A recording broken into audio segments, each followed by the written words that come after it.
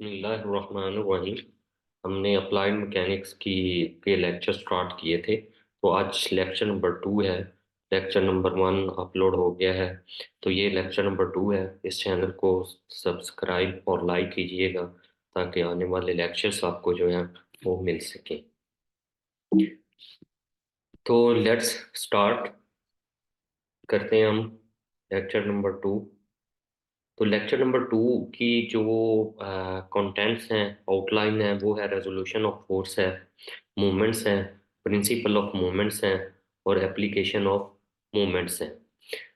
तो one by one जो है हम डिस्कस करेंगे। Resolution of force, what is resolution of force? Resolution of force है क्या?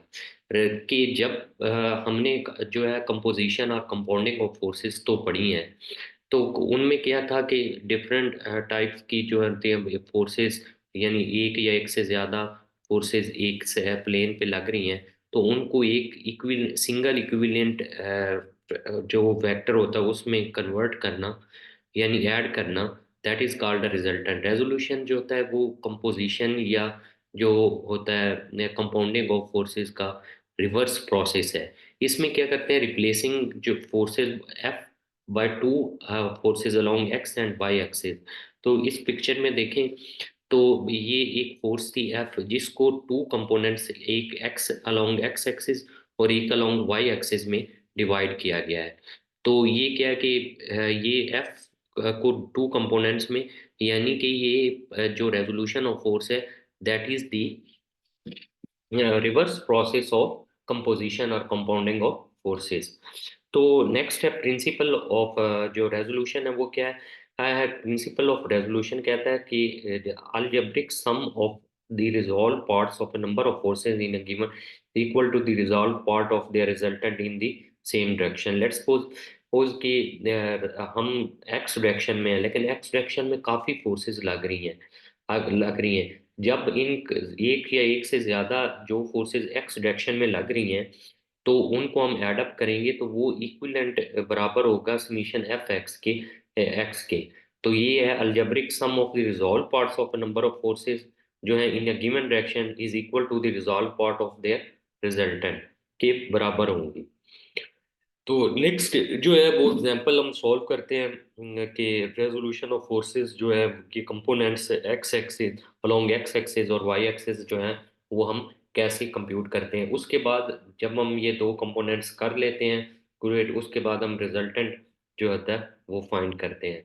तो ये प्रॉब्लम है, ट्राइंगल है A B C has its A B जो है 40 मिलीमीटर है along positive X axis and side B C 30 millimetre है along positive Y axis. Three forces जो हैं वो एक्ट कर रही हैं, 50 newton, 60 and 40 newton act along the sides. A B के साथ 50 है, बी सी के साथ जो है वो 60 है और सी ए के साथ 40 है। Determine magnitude of the resultant of such a system of forces find करना है।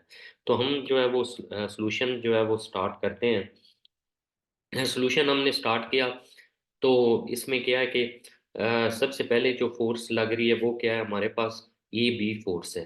ए बी फोर्स जिसका मैग्नीट्यूड जो है वो 50 न्यूटन है और जो वो इसकी यानी कि साइड की लेंथ है वो है 40 मिलीमीटर।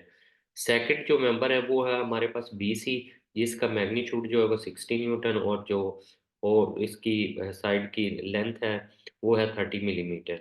तीसरी साइड जो है वो, हाँ, तीसरी साइड सी ए है, जिसका मैग्नीट्यूड हमें बताया गया है 40 न्यूटन। अब जो हमें पैथागोरस थ्योरम के मुताबिक पता है कि तीसरी एंगल जो है इनके दरमियान बन रहा है वो है थीटा। ठीक है, ये थीटा है। तो पैथागोरस थ्योरम के मुताबिक हम तीसरी साइड की जो है वो अगर नहीं भी मेजरमेंट या लेंथ दी गई तो हम इजीली कैलकुलेट कर सकते हैं। तो हमने पैथागोरस थ्योरम लगा के तीसरी की ये वाली साइड जो ये हमने कैलकुलेट की। कैलकुलेट करने के बाद ये जो है 50 मिलीमीटर आ जाती है। जब ये आ जाती है तो हम अब थीटा फाइंड करेंगे। थीटा हमें पता है कि अगर हम साइन थीटा होता है ये साइड डिवाइडेड बाय ये साइड, हाइट परपेंडिकुलर ओवर ये साइड और ये साइड सॉरी ये परपेंडिकुलर ओवर हाइपोटेन्यूज। तो 30/50 0.60, सेम इसी तरह कॉस थीटा जो है बेस ओवर हाइपोटेन्यूज होता है, तो ये 40/50 0.80। ये हमारे पास साइन थीटा और कॉस थीटा दोनों एंगल हमने हमने जो है वो फाइंड आउट कर लिए हैं। तो इसके बाद हम जो है वो components resolve forces along A B, यानी एक्स एक्सिस, एक से एक एक्सिस के अलोंग जो है वो एफ एक्स फाइंड करेंगे और एफ वाई जो है फोर्सेस फाइंड करेंगे। ठीक है, तो ये जो है हम फाइंड आउट करेंगे।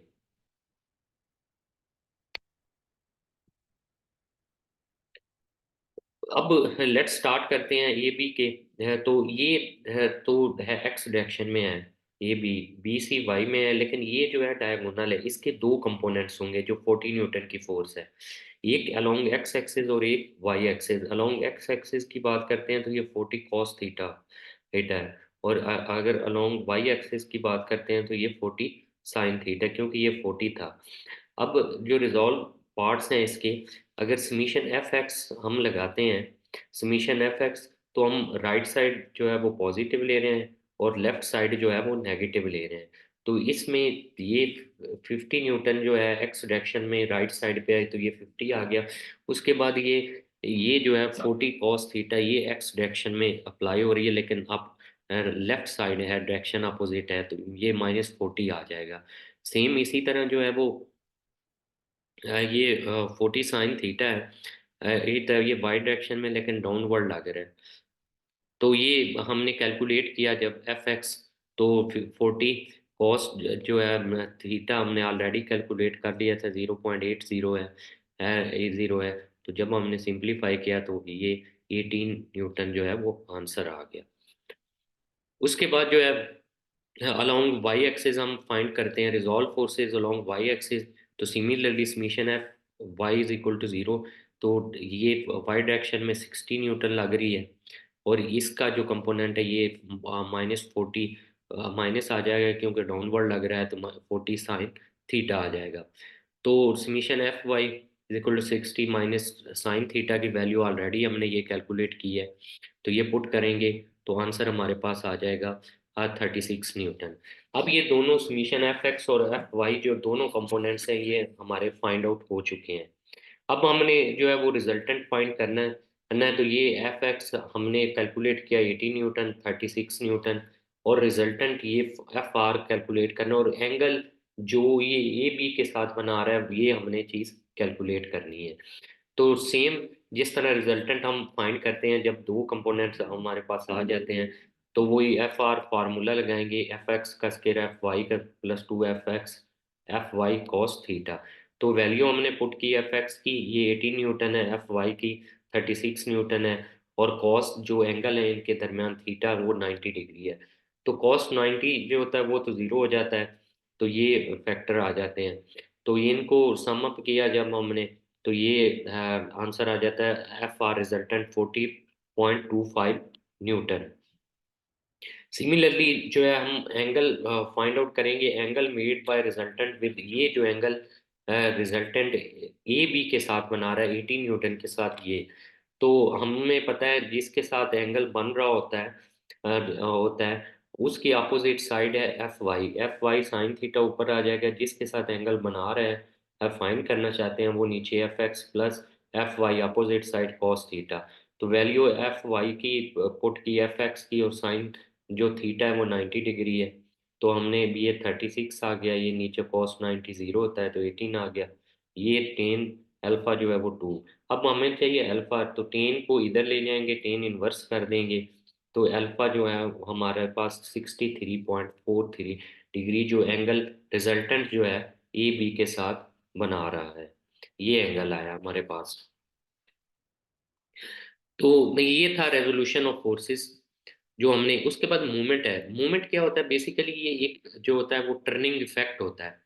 टर्निंग इफेक्ट होता है प्रोड्यूस्ड बाय अ फोर्स, जो फोर्स की वजह से प्रोड्यूस होता है, ये इसको बोलते हैं हम मूवमेंट बोलते हैं। बोलते हैं लेट्स सपोज ये एक ए बी जो है वो एक लाइन है, जहाँ पे एक फोर्स एफ बी एफ जो है वो एक्ट कर रही है बी एंड बी पे, ठीक है। और बी का जो डिस्टेंस है वो है आर हमारे पास। तो अब मोमेंट अगर हम ए पे फाइंड करना चाहते हैं तो जितना फोर्स ये फोर्स इधर तक ट्रेवल करके आएगी, तो ये उसके साथ अगर हम मल्टीप्लाई करें तो ये मोमेंट होता है R into F. F multiply ये डिस्टेंस जितना भी है, तो ये मोमेंट की इक्वेशन है। और सिमिलरली जो यूनिट्स होते हैं मूवमेंट के इक्वेशन से, जाहिर है आर का यूनिट जो है वो मीटर है, एफ फोर्स है न्यूटन है, तो न्यूटन मीटर इसका यूनिट है। और टाइप्स जो होते हैं क्लॉकवाइज होती हैं और एंटी क्लॉकवाइज होती हैं। जो क्लॉकवाइज है ये मूवमेंट क्लॉकवाइज मूवमेंट्स है, ठीक है। और ये एंटी क्लॉकवाइज मूवमेंट्स, दो ही इसकी जो है वो टाइप्स हैं मूवमेंट्स की। उसके बाद Varignon's principle of movements, law of, जैसे लॉ ऑफ फोर्सेस हमने डिस्कस किए थे, यहाँ पे जो है लॉ ऑफ मूवमेंट्स है। तो यहाँ पे ब्रिग्नान्स जो प्रिंसिपल ऑफ मूवमेंट्स है, लॉ ऑफ मूवमेंट्स, वो कहता है कि किसी भी the movement of force about any point जो होता है इक्वल होगा जितनी भी फोर्सेस उस पे एक्ट कर रही हैं और वो मूवमेंट प्रोड्यूस कर रही हैं। लेट्स सपोज इस फिगर में देखें कि तीन फोर्सेज F1 F2 और F3 जो है वो एक्ट कर रही हैं। तीन फोर्सेज एक्ट कर रही हैं F1 F2। वो F1 का जो डिस्टेंस है from A to B, A from A point R1 है। और जो F2 है फ्रॉम ए पॉइंट जो है वो R2 है। F3 का R3 है। तो अगर मूवमेंट हम रिजल्टेंट जो मूवमेंट होगा, ये algebraic sum of all the forces which are producing the movement and will be equal to the resultant movement के बराबर होगा, ये प्रिंसिपल कहता है। तो R1 F1 और R2 F2 plus R3 F3 आ जाएगा।